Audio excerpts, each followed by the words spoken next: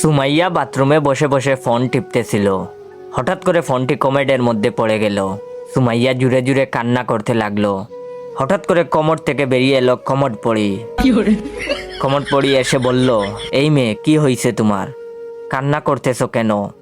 তখন সুমাইয়া বলল, আমার ফোনটা কমোডের মধ্যে পড়ে গেছে, তাই কান্না করতেছি।